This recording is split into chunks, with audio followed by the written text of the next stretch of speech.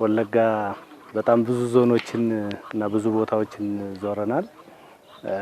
ከምዕራብ ወለጋ ጀምረን ቄለም ወለጋን፣ አሁን ደግሞ ምስራቅ ወለጋ እንዲሁ ነቀምት ከተማ ላይ የተለያዩ ስራዎችን አይተናል። እንግዲህ ዛሬ ያረፈርንበት እስካሁን በፊልድ ያየናቸው በተለይ በገጠሩ አካባቢ ያየናቸውን የመስኖ ልማቶች፣ አትክልትና ፍራፍሬ እንዲሁም የሰብል ልማት በጣም በርካታ ጸጋ ያለው አካባቢ ነው ወለጋ።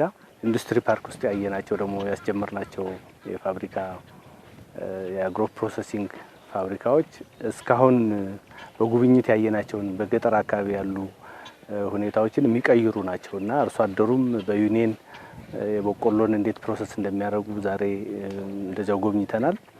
እንግዲህ እነዚህ ሁሉ ነገሮች የሚያሳዩን አጠቃላይ ሀገራችንን ለመቀየር የሚያስችሉ የተመረጡ 5 ዘርፎች እንዳሉ ሁላችንም እናውቃለን።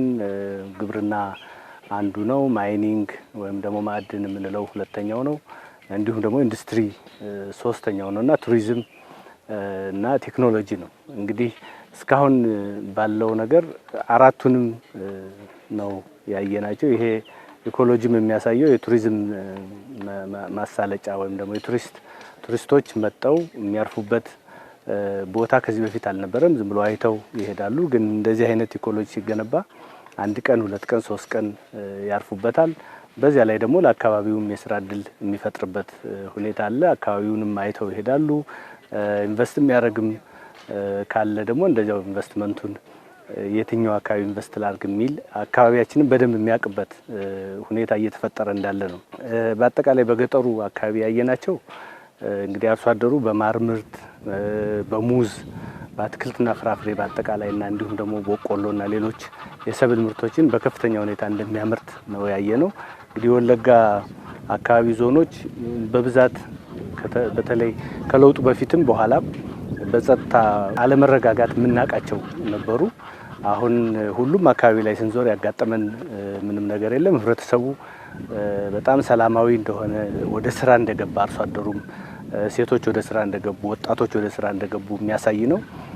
እየተገነቡ ያሉ ደግሞ የመስኖ ልማት ፕሮጀክቶች እንደዚያው የአካባቢውን ጸጋ ታሳቢ ያደረጉ እንደሆኑ አይተናል። እነዚህ ሁሉ ሲተሳሰሩ የኢትዮጵያን ብልጽግና የሚያረጋግጡ መሆናቸውን የተረዳንበት ነው።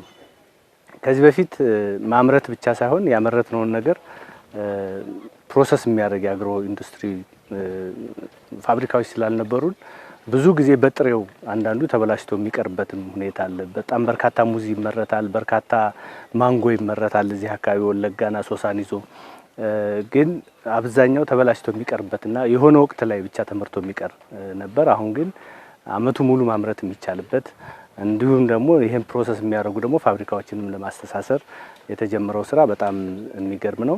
ይሄ ኢኮሎጂም ሲጠናቀቅ እንግዲህ ለነቀምቴ ከተማ ትልቅ ውበት ይሆናል ብለን እናስባለን። ነቀምቴ ከዚህ በፊት መጠን ነበር፣ አሁን በጣም ተቀይራ ነው የጠበቀችን። እንግዲህ የኮሪደር ልማት የምንለው ምንም እንኳን ስሙ ኮሪደር የሚባል ምን የሚባል ዋናው ከተሞችን መቀየር ስለሆነ በጣም ብዙ ጸጋዎችን እያንቀሳቀሰ እንደሆነ ወጣቶችን እያንቀሳቀሰ እንደሆነ የስራ እድል እየፈጠረ እንደሆነ አይተናል። ህብረተሰቡም በጣም ደስተኛ መሆኑን በአጋጣሚ ባለን ጉብኝት አይተናል። ለተደረገልን በጣም ከፍተኛና የደመቀ አቀባበልም በዚህ አጋጣሚ ምስጋና ማቅረብ ፈልጋለሁ።